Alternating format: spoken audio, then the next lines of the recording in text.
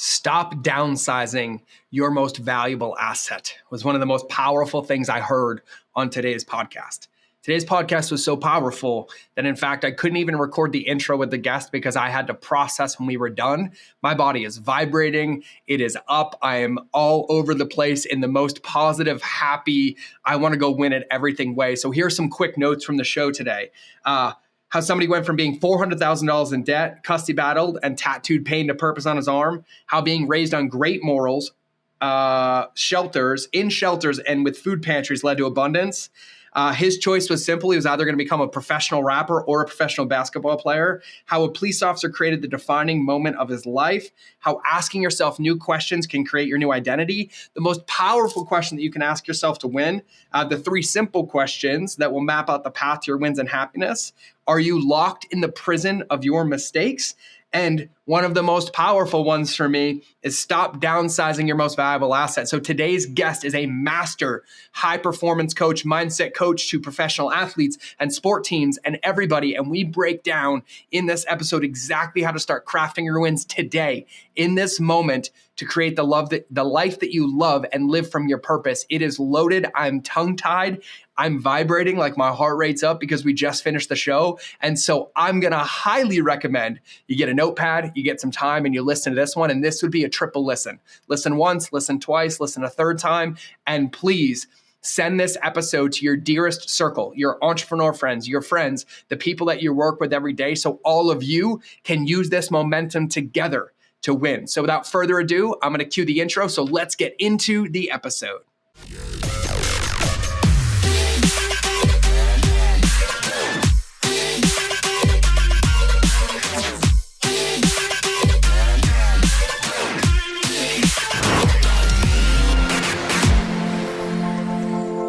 All right, everybody, welcome back to another episode of the Mind of George Show. And today, I am joined by a very special guest. Now, before I let him speak, before you get to see him, let me tell you how this happened, okay? I'm a storyteller, I'm a marketer, so here's what happened.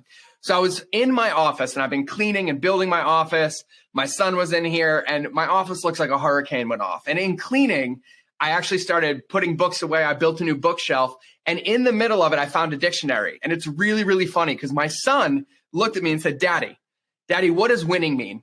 So I opened the dictionary and there was a picture of today's guest, full page spread in the dictionary. So this man is the king of intention and attention. He is a high performance coach. And I swear to God, he sweats winning so much that through osmosis, you're guaranteed to win by being in his ecosystem. He's an entrepreneur, he's a father, he's a husband, and most incredibly, I can feel he has one of the biggest hearts and like embodies service and gratitude in every ounce of his pores. And so today, we are joined by the very special, the one and only Coach JC. So welcome to the show.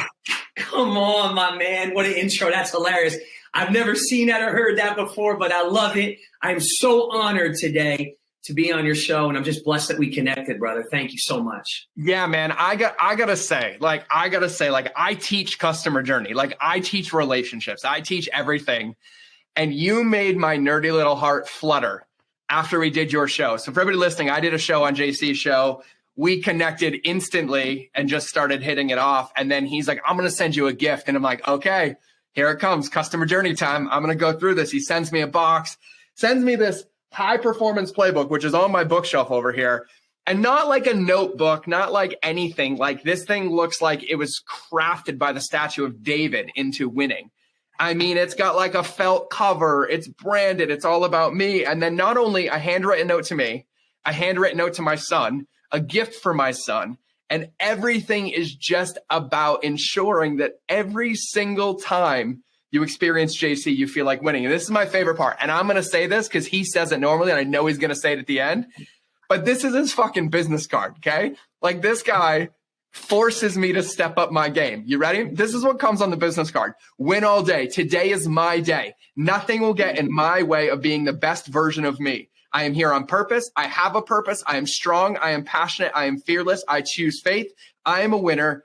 I will win and win all day. And the only thing I feel like is every morning I need to stand on the bathroom counter like that little girl who went viral and yell that in the mirror to myself every day to embody this. So JC, Holy moly. Like, holy moly. And I'm just honored. I'm honored, I'm humbled, and I'm taking notes. And so for those people on my show, because some of yours are going to come listen, but mine are new to the world of JC, can you give them like a story arc of like how we got to today? Man, honored, bro. Thanks again. Yeah, I didn't start off by winning, brother. I'll tell you that. And I believe after today, there's many people listening and watching this episode that when you were talking, I just feel like this is going to be a kickstart or a jumpstart in life and business for a lot of people listening. I don't know where you're at right now listening, but I believe that somebody is getting hope back today. I believe that somebody's getting purpose back today. I believe that there's going to be new possibilities and opportunities, new belief systems, restoration, new passion, just supernatural strength after today in this episode. So I'm excited, man. I got to tell you this, George. I grew up in the great state of New Jersey, and I was raised by a single mom. And when my dad left when I was 8 years old, we experienced a lot of pain and suffering, brother. And I was raised by a single mom. My sister was just about 18 months older than me, and we suffered a lot. My mom raised us on great morals, but we suffered a lot when it came to monetary. So we saw a lot of pain and suffering. We on every Sunday, we didn't go to the grocery store to get groceries, George. We visited local food pantries, and that's how we got groceries. And my mom was very big in her faith. And she would always tell us, man, God works all things together for good. Everything's going to go be okay. God will provide. But I'll never forget when we were living in a shelter at a young age. I was about 8.5 years old. And a shelter, for anybody listening that might not be familiar, is, it's group housing. You live in multiple families. And I remember 8 years old, George, I was on the top of the bunk bed. And this is such a defining moment in my life where winning was birthed out of me. And my sister was on the lower bunk bed. And I remember staring down at her. And I was weeping and I was crying. And I was saying, why us? Why me? Why can't I have the Michael Jordan sneakers like everybody else? Why do we have to use food stamps at a grocery store? Why can't it just be normal? Why my dad have to leave us? Why my dad have to walk away? Why let to see all this? And I remember at this young age, I had no idea what it meant, George. But I knew at that age, there was something inside of me. And it was this compassion. It was this empathy for people. And it was also this hatred to see the pain and suffering. And I made a decision at that time in my life, I'll never forget, that I was going to be the hero. I was going to rescue my mom and my sister from this poverty-stricken life. And I was going to go on to make a lot of money. And I was going to go on to help a lot of people. But I was going to help people stop the pain and suffering in their life. And it was going to start with me and my family. And one thing led to another. And I decided I was going to do it one of two ways. I was either going to become a professional rapper. Yeah, back in the day, it was Vanilla Ice, Ice Ice Baby. Or I was going to become a professional athlete. And basketball took me with big goals and dreams out to Oral Roberts University at school, a university, Division I university out in Tulsa, Oklahoma. And in Tulsa, Oklahoma in 1999, I threw away that story, George. I ended up, getting a young girl on campus pregnant. And that was frowned upon. They said, hurry up and get married. We got married. We were divorced in 8 months. And I ended up actually in a fight of my life, but also in the fight of my life to be a dad. And I think for the people listening right now, what happens when your story doesn't end up exactly how you thought it? We all have a story, right, George? We all have a story, what we imagine our lives to look like, our businesses to look like, where we're going to live, who we're going to marry, and all that stuff. And so when my story was thrown away and now I didn't think I could rescue my mom, my sister from this poverty-stricken life, and I was in the fight of my life to be a dad, threw away basketball, I ended up in over $400,000 in debt in the fight of my life to be a dad in a custody battle, suicidal, depressed, oppressed. And it was at that lowest time in life where I have a tattoo on my arm. It says pain with an arrow to purpose, that I was able to create a new story for my life. And that is when, for me, the whole Win All Day brand was started at that lowest time in my life when I started creating a new story for my life, brother. So now I know why we hit it off so well. We just had about 480 miles in between us, but I love that, man. And it's huge. You said something, well, let me be frank. You just said about 80 things that I could unpack that all have depth and fiber to them. But there's one thing in particular that stood out to me. You said you threw away that story. And I think just like you nailed it, you were talking about expectations and how it's supposed to look and how it's supposed to be. But you hit a point in your life, you hit a point in your game where you're like, that story is not serving me. So like, what do you mean by like, you threw away the story, and like, what did you do to do that?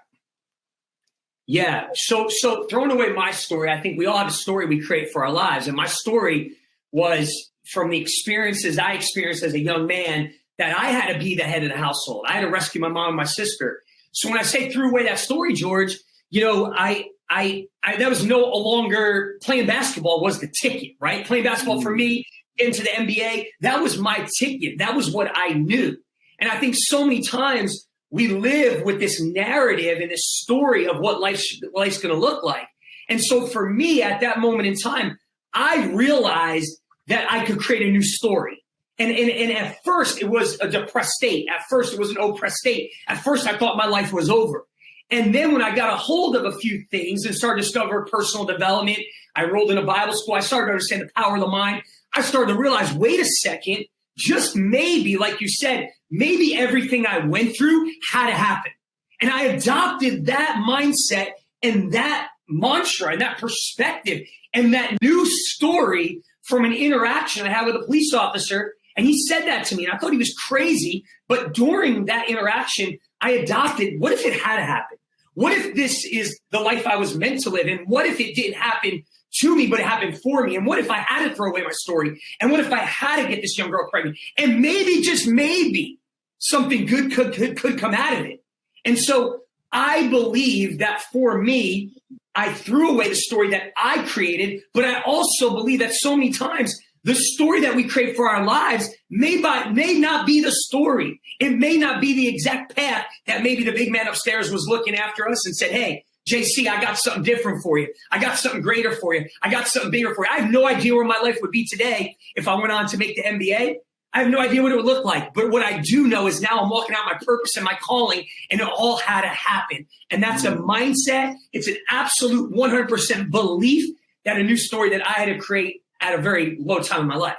Yeah, man. Yeah, I was writing yesterday. I don't do that often, but I heard something, and it's so spot on for what you're talking about.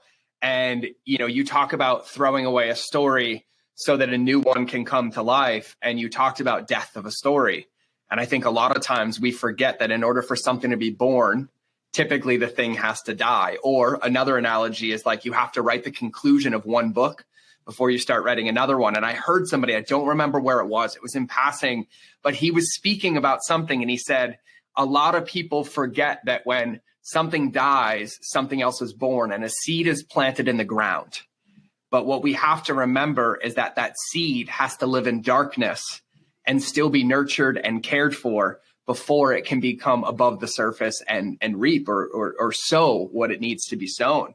Huge. And so I have a very, very similar story as yours, you know, different details, same story. And for me, my biggest struggle, even as an entrepreneur, was that I derived my value and my identity from my past stories, which prevented me from living in new ones and creating new ones. And it's something that I'm 39 years old, 38, I think. I don't know. I have to Google it every time. I think I'm 38, 39, one of those two.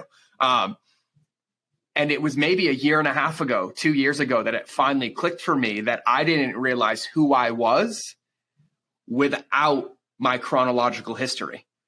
And that started probably one of the scariest seasons in my life. You know, I'm 38. I have an amazing wife. I have 2 beautiful children. And it's crazy to feel like I was born again as like a little baby, not knowing who I was. And I mean, like, hey, babe, is it okay if I do this? And she's like, why are you asking me? And I was like, well, this is the first time I'm not running a script or a narrative born out of trauma to try to mitigate potential risk. And I didn't know what it was like, man. Like, I didn't know what it was like to be able to be like, hey, JC, man, you want to go get a cup of coffee? Like, that didn't feel okay to me because I was like, what if this happens or what if she and this? And then I live from this place of trauma because I was so addicted to my story because it was easier to survive in that chaos than it was to go into the ambiguity of the unknown. And so what you're saying, man, it's like, I'm covered in goosies right now. Like, whoo, I got it. It's in the body. And it's so powerful. And I know, and when you said this, you're like oppression and $400,000 in debt and a custody battle. I want to give that some light and some love because that doesn't change in 24 hours. It doesn't change in 72 hours. It doesn't change in 6 months. And so the pressure and the noise is still there. And what we have to, and what you had to do, I imagine, is set your mind right every day to understand the field that you were on and show up and create inputs that would unravel that situation. But how long was that time period for you? You know, that's a great question, George. I think for me, I made a decision. There was a defining moment when I had the interaction with a police officer and it had to happen. That's when I made a decision, right? And then from that time, it was a process, there's in the book that I read, right, it says, do not be conformed to things of this world, but be transformed by the renewing of your mind. And I started to understand the power of the mind, and renewing the mind is a daily process. And so I started to put strategic things in place that I would do every single day, irrelevant of how I felt at the moment. I absolutely hated who I was, right? I would look in the mirror and I would just stare at myself, and I would have this self-talk, right? And I would tell myself, man, you're a loser. Like, you threw away everything. And so I had to recondition every single day and renewing my mind until I had to almost sever ties with my old man. Like, my full name is Jonathan Keneally. And I don't even go by that. Like, and I don't go by it for any other reason, but I almost don't identify it with anymore, because I think of that guy and where I was, and I created this Coach JC. And I asked myself some very strategic questions. And I remember looking in the mirror, $400,000 in debt, suicidal, hating myself, having this conversation with myself like, you're a fraud, you're a loser, you have no calling on your life, you threw it all away, you'll be nothing. And I remember at these moments where I started to create new questions and challenge myself. And I asked myself, who would you really be if you were who God created you to be, who you were created to be? I mean, you hear these things at Bible school and you're placed on this earth for a reason. Are you really? Who would you be? And then I started to take strategic things and I started to do them every single day. Irrelevant. Listen to me. I was suicidal. I was depressed. I would lay my head on the pillow at night and ask God not to wake me up in the morning. And so I made a decision at this time that if I'm really going to renew my mind, if I'm really going to do this thing, then I'm going to do it, and I got to be all in. And so I can't tell you that it was an overnight miracle. Like, it definitely was not an overnight miracle. My situation in the natural got worse, but I was getting better. And as I was getting better, as I was building this Coach JC, I had a stronger mind, I had a stronger body, I was in control of my emotions. I learned how to put myself in a winning state every day and emotions not control me. Even though my situation was getting worse, I was not moved by what I saw in the natural. And I think for so many people listening, that's what steers our life. So many times we get so blinded because we get so controlled and tripped up by what we see in the natural. And so, George, it was a process. It was renewing the mind. I mean, it was really, for me, from 2003 until 2008, where I could honestly tell you, man, I felt like I got through everything. And so it was not an overnight success. It was not an overnight miracle. It was a daily battle to fight the old mindsets, the old limiting beliefs, while I'm fighting this real natural battle of trying to be in my daughter's life and be a father and stay alive. So it was very strategic. And I'm not telling you I didn't know what I was doing. I had a strategy laid out. And it was some biblical principles along with some personal development. But man, it was a process, brother. It was not easy. Yeah, and I love that. And I think the reason I ask this is because it's so edifying to hear, but I think it's so powerful for entrepreneurs to have a permission slip to understand that, like, this is where the growth happens. And it doesn't have to be poverty or oppression or debt. It can be as simple as not liking the environment that you work in. It can be as simple as not liking your mindset or the results that you have. But what I love so much, and you just said this, and I want to call a lot of attention to this, is you said I had a plan. You said I had a plan. And so if I'm hearing this correctly, fed up with who I want to be, asking God to not wake me up, and boy, oh boy, do I resonate with those ones and the overdoses and all of those things. And then realizing, and I don't know about you, but for me, after I attempted to take my life and I woke up the next day, I realized that that door was closed to me. And even if I was miserable and depressed, that I had my chance and it didn't work. And so I had to be done with that and I had to figure it out. but there was like this period of 2 years of like just pure death and darkness. And I was still on active duty. And then in the middle of it, I went back to Afghanistan. And so, I mean, I'm talking like I was negative dark, but I had made that decision. And the reason it took me so long is because I was afraid to ask myself what I wanted, because of there was so much residue and pain and trauma on top of just my story. I was literally convinced, and Bud, it's crazy. And thank you for showing up as you so I can share this. I've never talked about this before on my own show, 300 episodes in. Come on. But I remember telling people that my debts meant that I would never get to feel again. And my job was to suffer for the rest of my life, to give back for the damage that I caused, that I couldn't be compassionate. I couldn't be empathetic. And like, there's hundreds of pages of therapists and notes. My wife has recordings of it where like I was quote unquote happy, but I was literally telling people that because of what I had seen and what I had done and what I had experienced, that because I chose that path, that it made a difference, but I got to lose every ounce of humanity in my entire life. And the reason I'm saying this is because you said something very powerful. And the thing that you said was, I learned to ask myself better questions. I learned to ask myself questions that came from me. And for 5 years, I didn't feel worthy to ask myself, what do I want in life? And so I used service to others to try to help identify it. And I'm 38 years old. Wow. At 36, in the middle of the pandemic, was the first time when I lost everything again that I was willing to do this. And similar to you, man, we moved our family up to the mountains in Mammoth at a house we just bought.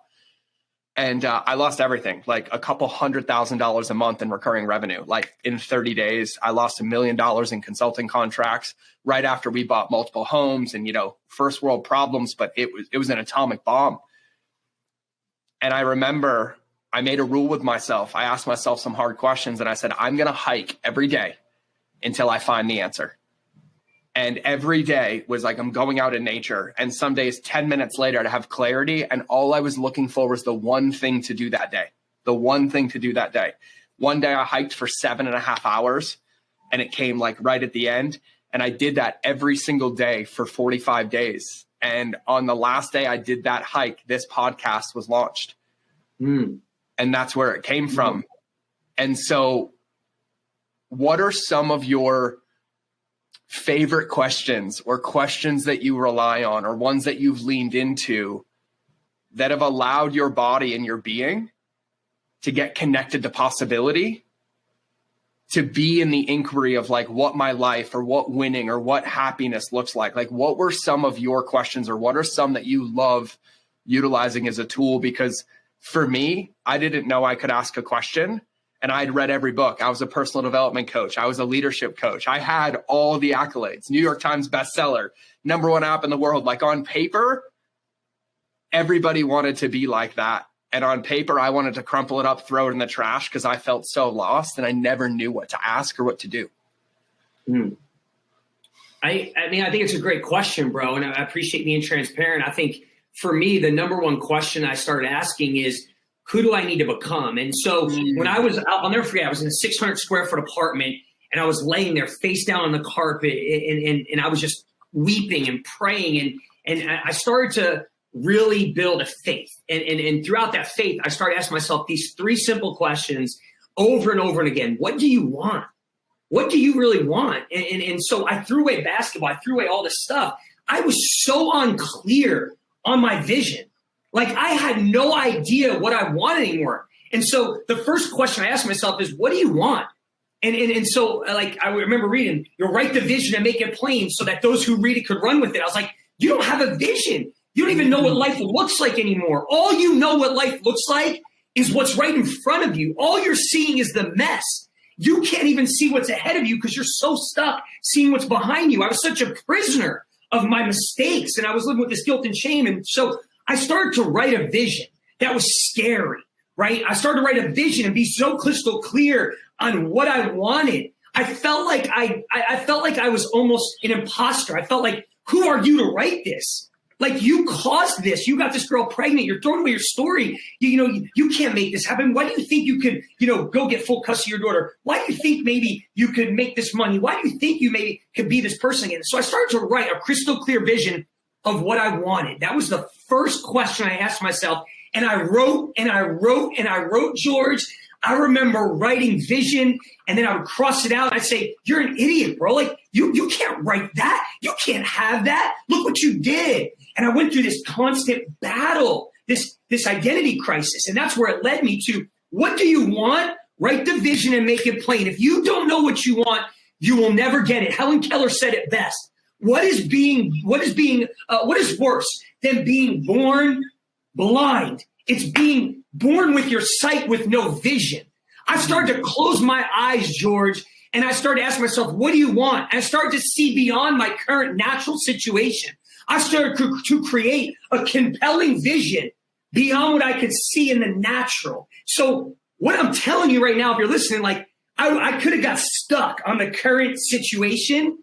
Instead, I started to see beyond what I could see in the natural. I started to create a vision beyond what I could see in the natural that I didn't have at the moment. That was the first question. What do you want, Jonathan? You hate yourself right now. You throw your basketball out of the story. You're suicidal. You're depressed. You're not your daughter's life. What do you want?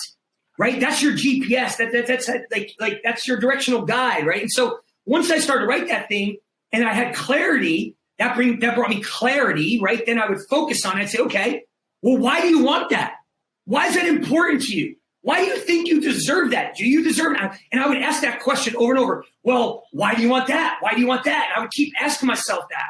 And once I had clarity, George, around a vision, once I had clarity around why I wanted that, okay? And when I talk about that, I want to pause there for a second because, like, for me, it wasn't surface level things. And I think so many times we don't get what we want in life because why we want it is surface level. When I talk about your why, I'm talking about purpose. I'm talking about something that drives you. I'm talking about a must. I'm talking about do or die, back against the wall reasons why I must have that. A lot of people go through life every day, George, and like, well, it would be great to have that. I hope and wish I could have that.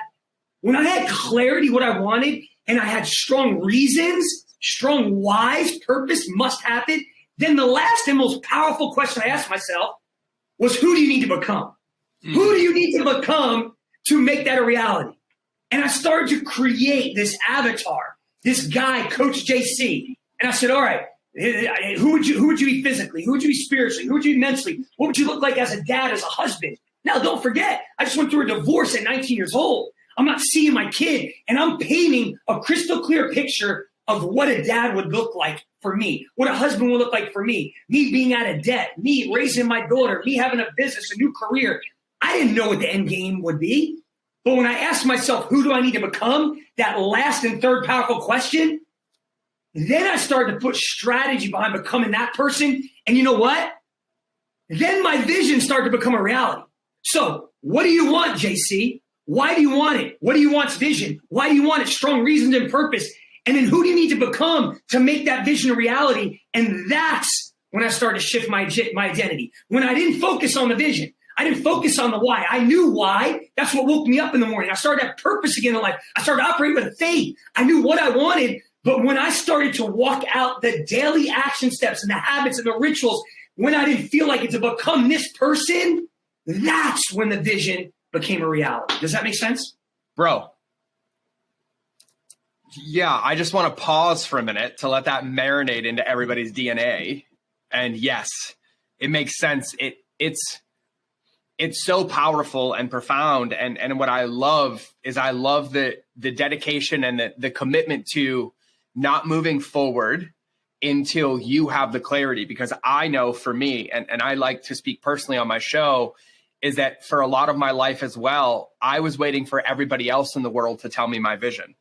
I was waiting for my wife to tell me how to be, for my staff to tell me what they needed, for my kids to show a need. And that's purgatory, right? Because no one can. There's no path unless I make it. And so Step 1, crystal clear vision of what you want. Step 2, why? Why do you want it? Not material, but why? Like, what gets you up in the morning? What makes you want to breathe? Like, what legacy, what purpose? What do you want written on the tombstone? And then step 3, who do you need to become to create that reality? And with all those ingredients, what you're left with is a crystal clear picture. And then you reverse engineer it backwards to, oh, well, if I want to have biceps the size of a bodybuilder, even though I was a basketball dude, and be good looking like you, what do I need to do? I need to lift. I need to eat. I need to meditate. I need to move. I need to, breathe. I need to pray. I need to have faith. I need to have one-on-one time with my daughter. I need to do this in my business. And I love that because I was stuck for so long. And one of the number one questions I get all the time is, George, well, how do I scale my business? And I was like, well, what does that look like? And they're like, I don't know. I'm like, well, I can't tell you. It's yours, right? Like, it's your playbook. And so once you had that, you started designing rituals and routines around holding yourself accountable to who it was that you wanted to become and laying out the steps to get there, step by step by step by step. And so now, I mean, I love it. We were ending your podcast and you're like, say this to me. I'm like, let's go. Like, I got off that thing, bro. I felt like fucking Dumbo. Like, I was flying, like, with just big flappiness everywhere. Like, I was riding a unicorn on a rainbow. And like, in front of my desk right here, which like nobody can see on cameras, I have an entire altar, like crystals and my sound bowl. And this entire left wall is 16 pictures of my family. And every day before I do a call, I sit in front of it and I meditate in front of that picture about who I am. Like, who I am as that husband under that altar, and who I am with my son on my shoulders, and who I am that 16-year-old girl is smiling at the camera because of those birthday photo shoots. And I fucking look at it every day, and I'm looking at it right now. And I remember going back into my story, and I was with you in this, and I was like, why? Why did I experience this? Like, where did this come from? Like, of all the things, like, why am I alive? In like, I can name 30 situations where I should have died, from combat to life to trauma to drugs to all of it.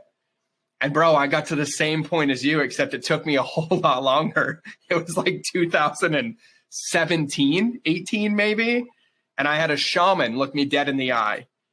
And he asked me a very similar question that cop asked you around that moment.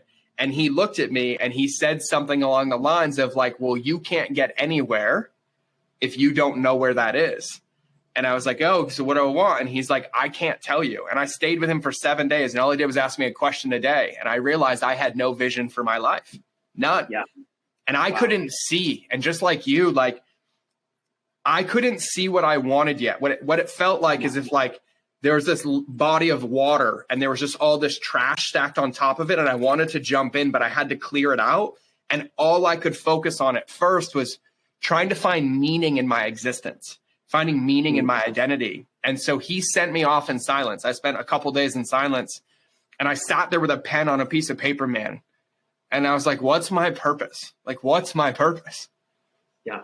And it took me 2.5 days to put a word on a piece of paper. And it all collapsed in one moment where I was like, it's whatever I want it to be, but my story doesn't do any good if I identify myself as it, but if I use it for good. And I wrote this, and I will never forget this. What I wrote was to stand with structure in the face of resistance to create possibility. And that literally became my life. That's where relationships beats algorithms came from. That's why my branding is a lighthouse, because that's the definition of a lighthouse. A lighthouse gives light because giving light is its nature. It's not interested in who gets its light. And it allowed me to change my relationship with my story to where my story was no longer my identity. My story was a tool that I added to the toolbox. And then that is what allowed me to start stepping out. And bro, like, powerful. I can't just even thank you enough for sharing some of this, because I was in that world where, and I know a lot of people are here, like, I'd read the books. It's like, fuck, I was a personal development coach, like a staff running events and helping people have breakthroughs. And I had every single knowledge and word and phrase and boom, boom, boom, boom, boom. And it was no different than listening to a show every week or going and doing this once a week. And the scariest step for me was the implementation. And it took me years of collecting all of that to realize that I was actually in the same place I was. I just had a fuck ton of shelf help in my brain. And this is where, things were getting a little, oh, can you hear me? There we go. That's where things were getting a little crazy for me. And so it took me probably 5 years of like what felt like purgatory, like smashing my brain and like being frustrated and in the darkness. But I realized is that I wasn't changing or attempting to change anything about who I wanted to become. I was making adjustments to who I currently was, thinking that that was going to have a big impact. Like I was changing a little habit that I had, but I had the same identity. I had the same belief system. And it took like some hard resets for me. And so, man, like, fucking thank you. Like, thank you for being an example. Like, thank you for sharing this. Like, thank you for leading like you do. And, for anybody listening to this, and I'd love for you to speak some truth into this because you are way more better at speaking truth into this right now. Like, I can't even match your energy, bro. I thought I was good. I got to come up to it. But like, this embodiment, man, like you got this thing vibing through your gas tank. But I remember the reason why, JC, that I struggled so bad. I had a belief that my healing and my choices had to match my level of trauma in order for me to get better. Wow. And it's sad and exciting at the same time to realize that my entire story rewrote itself the day I decided to make a 10-minute commitment to a practice. Not 10 years of pain and suffering, but just an intentional, who would I be or what would it look like 5 years from now if I was living my life? And what was a habit or what was an action that I would take at that point? And it collapsed everything. But it was this whole like overwhelming feast or famine that I was so stuck, but I had this massive desire to be different. But it felt like my feet were cemented into the ground. And I remember that feeling viscerally. And it's something that took me a long time and many amazing people and coaches and my wife and mentors for me to take a step forward. And like just one step. And I know there's people listening that are like, I don't like what's in my business. I might be unhappy with my relationship. There's some toxic friends in my life. There's habits that I don't like. I don't like that I have a drink every night. And I remember those feelings. And so when you meet these people, when you speak to these people, like, how do you speak life into them? How do you recommend that people take a step in that direction so that that momentum and that clarity can come? Yeah, man, great question. First of all, man, I'm grateful to be on your show. And I feel like, I resonate with so many things you're saying. I don't want a listener to listen. And I don't think this is the case for anybody, man. I think we're so deceived. And deception is a real thing, especially with social media these days. Like, I still deal with some of these limiting beliefs and these behaviors and these thoughts. And I've spoken to some of the top high performers that I've been blessed to interact with. And I think so many times we make our lives so much, we magnify stuff as human beings, right? We make things so much worse than they are. And so for me personally, when I've discovered what my purpose, and I'm not saying my great, like amazing purpose on this earth, just that I had life again. And so a purpose to understand that I'm alive and people need what I have. And just maybe there was a little hope that I went through all this for a reason.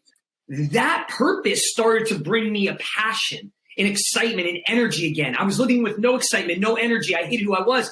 And then that passion started to bring a different energy. And so with that energy, I was able to do what I call today stack wins, right? And so I tell people all the time, like if you see somebody without a passion, without an energy, man, it's not because they're a bad person. It's not, they're just, they don't have a purpose. Maybe their business isn't purpose driven. Maybe their life isn't purpose driven. If you see somebody, they're not passionate in their marriage, they lost their purpose. If they're not passionate in their business, they lost their purpose. When you have reasons to live, when you have reasons to show up, that's when you can make what's in front of you, what you can't see in the natural, but what you can see with your eyes closed, stronger than what's behind you. That's when you can make what's inside of you, that purpose, that drive, that juice, bigger than what's on the outside of you, and not be moved by what you see in the natural. That's when you can make what you want, what you desire, right? Bigger and greater than your greatest excuses at the moment. And so for me, this one little purpose that I had behind being a dad, behind being a father. It was all I needed at the moment. I didn't know my purpose on this earth. I didn't know all of what I'm doing now. I had no idea. But I found a purpose in the meaning, in the moment. And it was to fight to be a dad. I had to be in my daughter's life. And that alone was the deep, powerful reasons I needed to fight through the obstacles, the adversity, the trials, the storms, the disappointments, the distractions. That was all I needed, was that little hope, that little purpose, that all I could find in the moment was my daughter needs me. That's what allowed me to get up after the pain of crying myself to bed at night. That's what allowed me to get up after a setback when the attorney said, you're not seeing her this week. That's what allowed me to get up after the obstacle when it looked impossible. That's what allowed me to keep showing up in the midst of adversity and the trial and the storm. And so I'm just here to say, like, and I tell people this all the time, like, there's going to be people that tune into this podcast and listen and say, man, I'm resonating because maybe I'm a high performer and I'm doing great things, but man, I'm struggling. I'm going through some hell. Find your purpose again. Find your purpose again. And maybe it's just right in front of you today. Maybe it's just right in front of you today. Maybe there's meaning in the moment today. And that's all you need to find purpose in, and not your holier than now big like life purpose. I think so many times we get caught up in that. And I think that causes more shame, more guilt, more worry, more doubt, more anxiety. We feel like, oh my gosh, what's my purpose on this earth? I didn't have to figure all that out at the moment. All I had to figure out at the moment is I just needed one little purpose to give me a little hope, to give me a little faith again. And so, George, that winning confession that you said earlier, right? Yeah. That's like I created. This is staying on my desk. I'm keeping this card on my desk. Like this is a little business card, but like he's my friend. It's literally on my laptop. I will read that every fucking morning and 100 times a day. And think about this though, George. Like I started to study how to recondition my mind. I started to study how to create new thoughts and beliefs and patterns. And one of the things I discovered was there's power in your words. And what comes out of your mouth, right? There's a powerful statement, the I am statement. I'm trying to create a new identity. What am I saying about myself? All I'm saying about myself every day is I'm my worst enemy. I'm talking more crap about myself than anybody else. I started to understand, what if I start to create these I am statements? What if I start to understand that faith comes by hearing? And what if I understand that, man, the direction of my life right now might be a direct reflection of what I'm speaking on a daily basis? What if I was really to build faith and call those things that are not as if they are? And I created that statement you read, that winning confession, when I didn't believe one word of it, George. Mm-hmm. There's not one word on there I believed when I first created it. Mm-hmm. I didn't believe one word on that thing. There was not a word I believed that says I'm here on purpose, I have a purpose. I didn't believe I was here on purpose. I didn't believe I had a purpose. My life looked horrible. It looked down and out. I didn't think I could even stay alive. But when I created the win all day, I started to look and say, okay, what if? We talked about what you want. We talked about why you want it. We talked about who you need to become. Well, what if you really started to come to a true understanding that you were born a winner? That you showed up every single day thinking and believing you could win. See, one of the greatest beliefs that I believe, this is my personal belief, the greatest belief you could ever have to me is a belief in God, our creator. The second greatest belief that you could ever have besides that is a belief in you. You, who you were born to be, who you are and who you can become. And so many times the only thing keeping us, from getting what we really want or who we need to become, like we talked about earlier, is the story, right, that we tell ourselves. And so I started to understand, okay, all a story is a belief. Mm-hmm. So what if I started to learn how to create new beliefs and a belief in me? I started to believe that maybe God spared me a second chance. Just maybe there's purpose on my life. But I started to ask myself, what if I believed in who I was born to be? And what if I could create a new belief around that? And so when we create a word or words, right, we give it meaning. And when you give a word a meaning, you create a new way of thinking. The words we use create our reality. So I started to say every single day, you can win. You were born a winner. You will win. You must win. I'm here on purpose. I have a purpose. Didn't believe a word of it. And then I started to believe that, you know what? What if I really could do all things? I read this in the Bible, right? That you could do all things through Christ who strengthens you. And I took a hold of it and I said, okay, maybe this thing could work for me. Maybe this book is a personal development book. And I started to say all things all day. all things are possible. All things work together for good. And I started to adopt this belief, a mindset and that's where I started to create nothing will get in my way of me being the best version of me.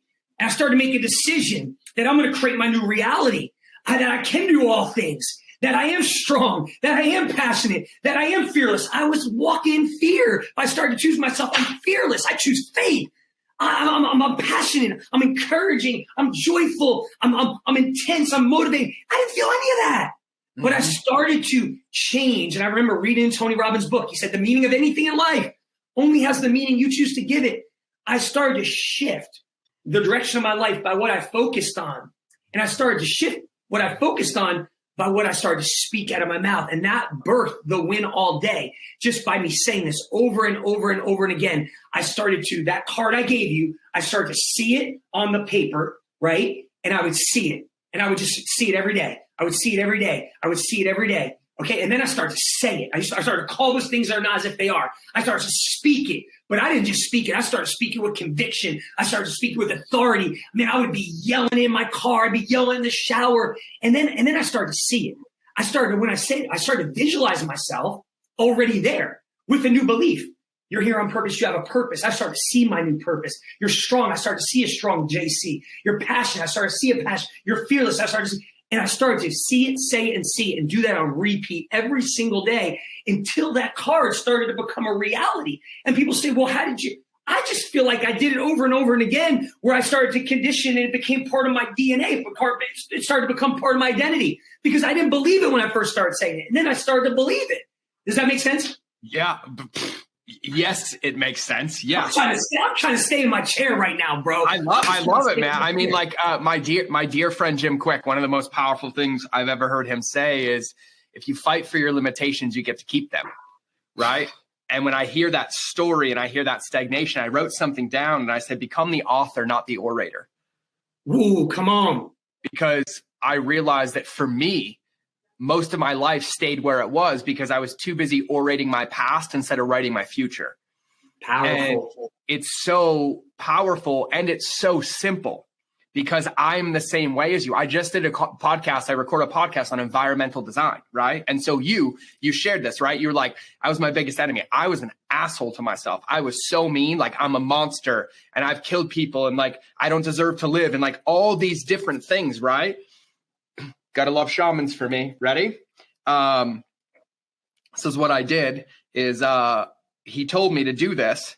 And he said, could you ever be mean to your son? And I'm like, never. Like the world could be ending. I could be in the midst of some of the hardest things ever. And when that sweet little 5-year-old boy like looks up at me and makes eye contact, like I melt, right? So he said, cool. Put a picture on the background of your phone at you at 5. Look at my phone, JC. Grabbing my cord here. Yeah, this is me at 5 years old. Oh, man, come on, bro. And this picture has been the background of my phone for 5 years. 5 years. And every day, every time, that 864 times a day I have to unlock my phone, right? Yeah. The first thing I see is this sweet, innocent 5-year-old George that's just full of love and full of life, that has no front teeth, by the way, because Alvin and the Chipmunks, All I Want for Christmas is My 2 Front Teeth was my favorite song because I lost them all. But it's really about designing the environment, designing my life, designing what I see. And you nail this, like you embody this. It's like, cool. Like, here's another one. Ready? Everybody listening. You want the answers. You want the secrets. Design your environment around who you want to become, not who you were. So I'll give you an example. Go look at your phone and the last 5 songs you listened to. Bitches, hoes, my dog died, boom, boom, boom. And then ask yourself why we think like that when we spend our days being programmed by all of these different things. So dude, 4 years ago, I left the jungle. I gave up all music with lyrics for 2 years. I didn't consume any content. It was just instrumentals or like shamanic, like fill my bucket type music. And then now, most of the music I listen to are my friends who are like conscious musicians about love and earth and happiness and joy. And then like social media, like I don't scroll social media. I put it in buckets for 10 minutes a day because I don't want to absorb all that energy. And what I love is that that's only part of the game.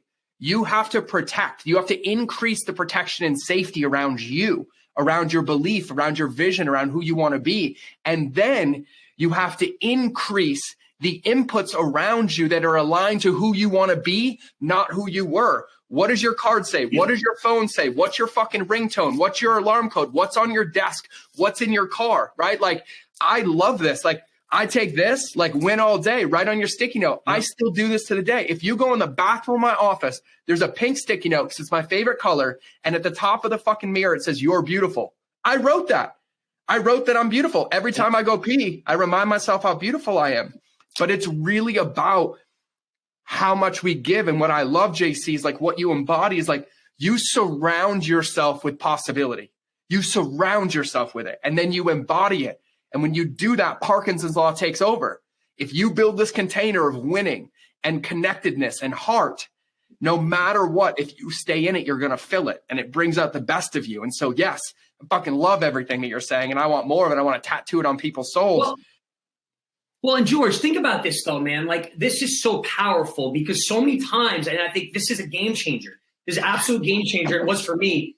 I had to do a lot of things, and I was just reminded of this when you were saying that I didn't feel like doing in the beginning, right? And so many times, like, I don't want people to think, well, yeah, just say a winning confession. Yeah, just wake up and think positive. Like, that's not what I did. I did a lot of things that I didn't feel like doing, like even that winning confession. But so many times I think you will never win if you are what you feel. And so, like, today, like, I'm challenging everybody here. What decisions do you need to make different, right, in your life that are not led by feelings and emotions? And so many times we allow our feelings to disqualify us and take us out of the game. And that's what I was doing.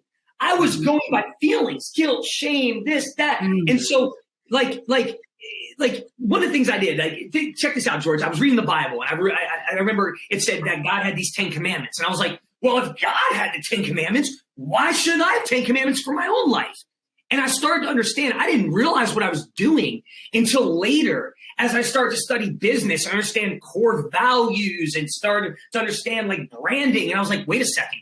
I did back in the day just because God had the 10 commandments, so I created my own 10 commandments.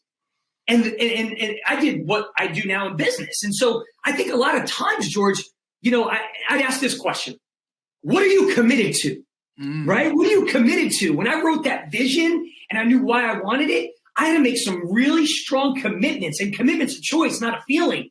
Yes. And I committed to these 10 commandments that I created. Like, I created the 10 commandments. People thought I was crazy in Bible school. They're like, what are you doing? You have 10 commandments for your life? I'm like, God did it, so I'm going to do it. And I started to post these 10 commandments around on white printer paper in my 600 square foot apartment. Commandment number 1, commandment number 2, commandment number 3. And it's how I was going to live my life. And then every morning I just read the commandments and I was like, okay, well, the Bible says these 10 commandments. Love your neighbor as yourself. Love God with her. Okay, here's my 1 and 2. And I created 10 commandments for my life. But still to this day is the GPS, the value system on how I live my life.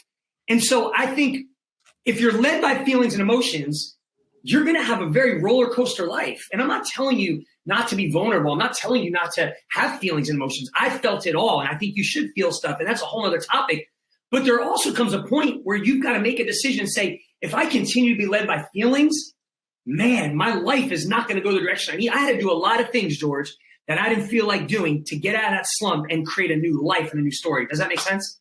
Yeah, dude. Yeah. And, you know, it took me a long time. I mean, I remember, dude, when I was a personal development teacher and like we were going through the training to become staff members, there was the biggest thing written on the wall. Commitment is not feelings. And it was one of those things. And like, I have to like give gratitude. I know I talk about the military a ton, but one of the things that I learned when I decided to lean into all the benefits that were in it is that it didn't matter how I felt, how much sleep I had. It didn't matter when we had to go out that gate and we had to go on a job and on a mission. It didn't matter how we felt. It didn't matter what was out inside the world. It's like we had a job and we had to be committed to something greater than ourselves. And feelings are temporal in nature. Like right now, like on this podcast, I've experienced 800 feelings, happy, joy, gratitude. Like I've wanted to hug you. And then how tall are you, by the way? 5'9". Dude, we're the same size. Yes. I love it, right? Go, man. You're like a half an inch on me. Your biceps are a little bigger, but I'm going back to the gym now.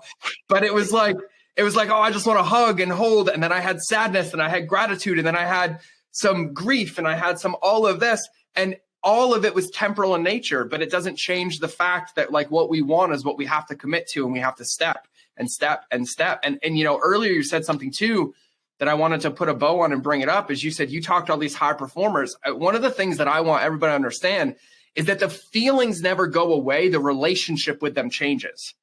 It's the relationship with them that changes, right? They become a superpower at that point. They become something you notice. It's something you're aware of.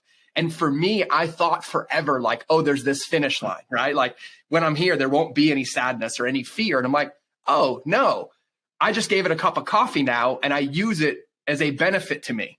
It's something that we coexist with. And I love that you say that, because I've interviewed everybody. I've worked with everybody from nobody up to 16 billion in revenue, right? Like all of them. And they all share the same feelings. It comes out no matter what. We put our pants on the same. We do it the same. And I love that you speak light into that, because we are no different. We all have time. And I'm not comparing bank accounts. I'm not doing any of that.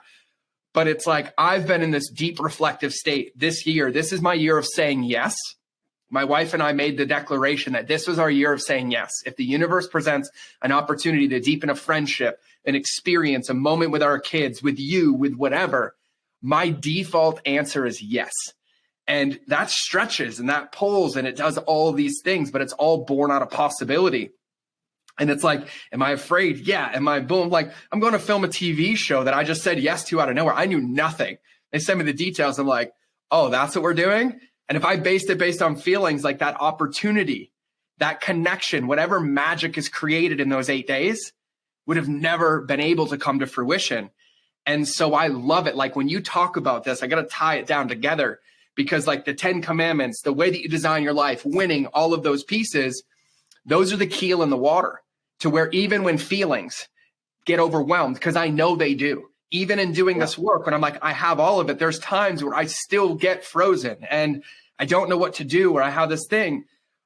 But another military benefit is that I don't default to my plan. I default to my training and what I have. And if every day I'm practicing mindset and declarations and affirmations and giving away what I want to get, and I know that I have contingency plans, right? So like for my mastermind students, one of the things I have them create is their SOS procedures, right? I have them create their SOS procedures. And I was like, what are your inter SOS procedures? What's your inner circle SOS procedures? And what's your external SOS procedures, right? And on that inner one, it's like, what tools do you have at your disposal? You have breath, you have movement, you have nutrition, you have journaling, you have praying, you have walking, you have whatever, right? And I was like, then you have this inner circle. Who are the people that see you and hold you at your potential, not at your current situation? There's like 3 to 5 of them: your wife, your spouse, my chiropractor is like one of my best friends. He knows everything about me, right? And then what's external? What are the people who have a tool that you might need, like an attorney, for example? Like I don't need an attorney every day,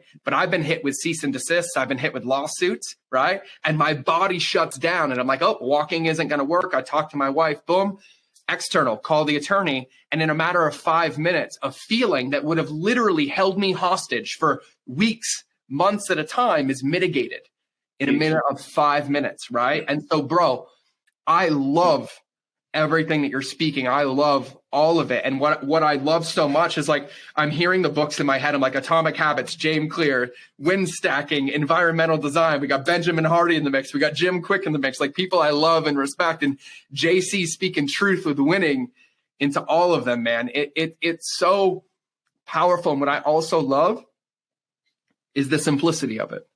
The simplicity of it. Like, I think for me, like one of the things that you've managed to do so quickly for me, it's like you embody what I teach. You make people feel safe. You invest in them and their possibility, and everybody has the opportunity. Like you're a team player. You see belief in everybody. You fill their bucket, you do it. And I love that. And I love that, like, I want everybody to understand, and I'm going to say this personally. I think entrepreneurship is one of the craziest things in the world. And my buddy Alex Sharfin says this all the time. He's like, we're the crazy ones that get up out of bed, go out into the future and dream something to be possible, and then come back and have the guts to build it and make it a reality every day. And this is a very lonely journey. It can be isolating. It can be all of it, but we're not really alone. We have ourselves, and we have each other. And winning is a team game. Entrepreneurship is a team game. Life is a team game. Families are a team game. And I want everybody listening to this, and I'm going to say this, however you feel, wherever you are, is completely perfect and okay. Doesn't matter what's on paper. Doesn't matter what's in a bank account. Doesn't matter what your business is at. All that matters is that if you're listening to this, and even if you're not, you are worthy of everything. You are destined to win. You won the 1 in 400 trillion chance of being born. Come on. And there's a reason that you're here. And so I would invite everybody that today, like the reason this podcast exists, the reason that you're hearing it, the reason that JC is speaking so much into it is because there's one thing that's on your heart or your head right now. And all we need is one thing. One commitment, one habit, one ritual, one movement, one walk, one drink of water, one supplement, one meal, one anything to actually create momentum and start allowing the vision to come to life. And man, when you said this to me, you said, what was it? Oh, finding meaning in the moment. Like that's the only vision we need, because the book is going to become the book once you start writing words on the pages, right? Like the vision becomes the vision when you start walking in the dark. Willingly, knowingly that there's something when you take that next step. And man, I don't know, man, you're fucking incredible. Like that's it. Like you're just incredible. And I feel it, man. I just feel it. Grateful, bro. Grateful. Yeah. Well, I'm excited. I think the thing that I would encourage everybody, man, is George, is that, like I talk about winning a lot, but again, I went over quickly what the Win All Day brand's all about. And it's a mindset. And it's not about just winning and losing, right? It's about being able to show up the best version of you every single day. It's about being able to create a new story, right? It's about being able to, see beyond what you see in the natural. It's about understanding that if you could create a new identity and a belief system around you and show up expecting to win, show up being your best, and lay your head on the pillow at night, knowing that you laid it all out there, right? That you are the best version of you, then that's winning. And I tell people all the time, like, it's like success, right? It's all relative. My whole philosophy is very simple, right? Winning's built on winning, right? And today, what do you need to do to show up and be your best? And that's all relative for everybody. When I coach people, I have the winning 5. I show them how to stack wins. The winning 5 is based around, focus, faith, fitness, family, and finances, and the mindset, belief, body, relationships, and your business and mission. But I have that. I have the 10 commandments. I have these blueprints to give them, but it doesn't mean everybody's life's going to look exactly the same. And so my encouragement today is to make sure that what does winning look like to you? I think we opened up with a few powerful questions. What do you want, right? That's vision. Why do you want it? That's purpose, meaning behind it. And who do you need to become? And I think today's a day from this podcast, there's a lot of people listening that are going to say, man, I tuned in. I didn't even know why I tuned in today. I saw George, I saw his pink shirt, I saw something I liked about him. But I'm encouraging everybody today, like, don't underestimate, because this is where I was. Like, don't underestimate the power in who you were created to be. God is no respecter of person. If he did it for me, took me from suicidal, depressed, down and out. I went on to become the youngest strength coach in the nation at the Division I level.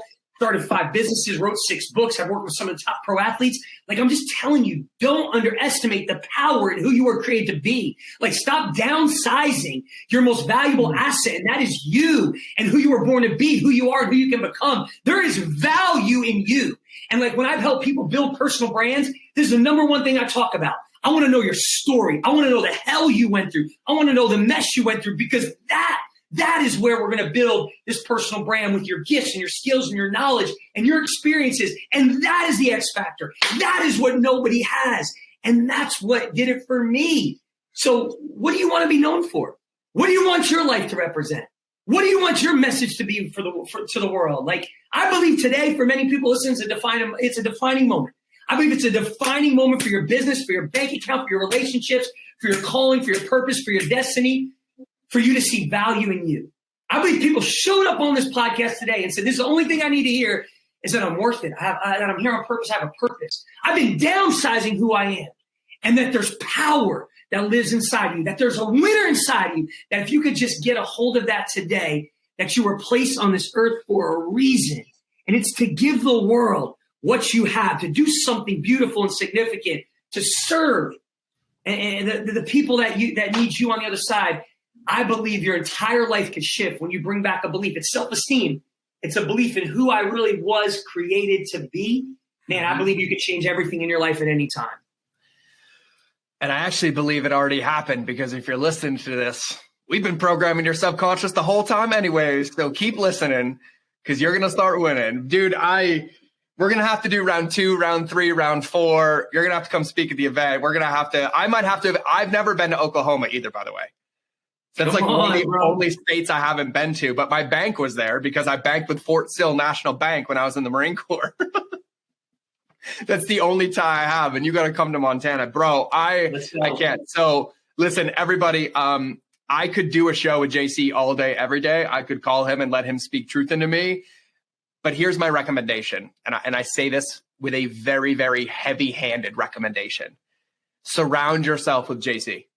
Find him on the socials, find him on Facebook, find him on Instagram, everywhere. But the best place to go is his website, which is coachjc.com, www.coachjc.com. And here's what I want you to do. I love giving specific calls to action. And here's what I would challenge you with. Here's what I would put on your heart today. I would put on your mind. I would set your intention that today is the first day to surround yourself with some more winning, whatever that looks like for you. Maybe it's a new song that you listen to on repeat. If you could see my Spotify plays, there's like 6 songs that get played like 8,000 times a month, and the other ones get like 2, because I'm like a repeat offender over and over, right? Like, I love unfollowing people on Instagram. I love controlling my content. I love unsubscribing from emails. I love being in charge of my environment everywhere, intrapersonally, personally, like the relationship with my refrigerator. It's really, really easy. There's only good options in there because my environment makes a good decision for me. And so I would put it on everybody's mind right now that today, it already started. The race is going, and you just get to take one thing from the show today, whether it's writing your mission statement, whether it's asking yourself, like, what do you want? Why do you want it? And who must I become to get it? Whether it's like, God, you know what? Every time I consume that, it leaves me feeling deflated instead of inflated. It leaves me feeling down instead of up. Cool, I'm out. And start performing triages everywhere in your environment so that as you start winning and you start stacking those wins that JC talks about, and that you're in momentum, that you're clearing the path in front of you so that you can go as fast as possible, because this game is really about momentum and iterations over and over and over again. So JC, I like to end with one question. And everybody, I'm going to say this again, coachjc.com, and I'll make it easy for you like I do every show. It doesn't matter how many of you DM me. If you DM me on Instagram and just say JC, I will personally send you the link to his website and the socials, so you don't have to do any work. I will help you win, and I will put it into your inbox. So slide into my DMs in a non-creepy way with the word JC, and I will send you the link, coachjc.com. But here's my question, and I love asking this question.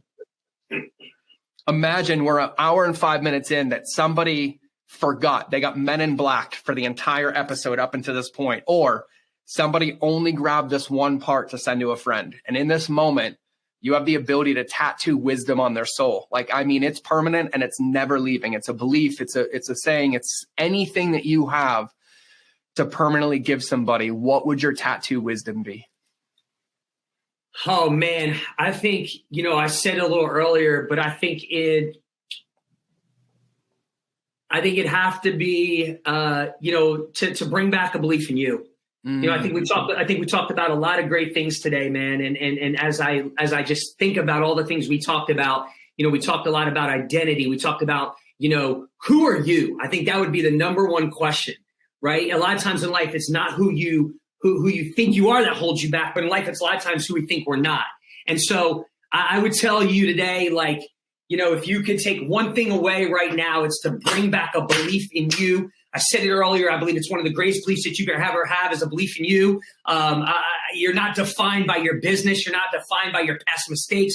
You're not defined by, your failures. You're not defined by what a teacher might have told you. You're not defined by what you do for a career. And so I think for you right now, the number one thing I would like to leave you with is that you were born with a purpose. You have a purpose. And if you could just get, a shift around the I am statement, and every single day start to believe a little different about yourself, that you are a winner, that you're a warrior, that you're a gladiator, that you're a world changer, that you are strong, that you are placed on this earth with a purpose for a purpose, that you're powerful, that you're passionate, that you're loving, that you're caring, that whatever it is, compassionate, confident, secure, free, disciplined, happy, fun. I believe that if you can start to see yourself as a winner and show up every single day believing that I was born to win, I can win, I will win, I must win, that all things work together for good in my life beyond what I see in the natural, that all things are possible. I believe that you can change and shift your entire reality when you shift that one thing. And it's to make a shift in your identity, your perception of your reality in who you are. I believe can change it all. Believe in yourself. Who loves you? I love you. You were born a winner. Go win and win all day. All right. And we got to do this in a really good fashion. You got to take us out with the win all day mantra. Let's do it, man. You lead the way. That's how we're going to end the show. I'm going to repeat it after you do. You ready? Yeah, I'm ready. Today is my day. Today is my day. Nothing will get in my way. Nothing will get in my way. Of me being the best. Of me being the best. Version of me. Version of me. I am here on purpose. I am here on purpose. I have a purpose. I have a purpose. I am strong. I am strong. I am passionate. I am passionate. I am fearless. I am fearless. I choose faith. I choose faith. I am a winner. I am a winner. I will win. I will win. And win all day. And win all day. And there is no better way to end the show. JC, from the bottom of my heart, thank you for being a man of service, a man of integrity, and a walking embodiment of who many people strive to be. And thank you for leading the path heart open and being so giving with your gifts to the world, my friend. It is an honor. It is a pleasure to have you on the show. And I thank you for being here. So thank you so much. Much love. Thank you, brother. For everybody else listening, go check out CoachJC.com. Find him on the interwebs.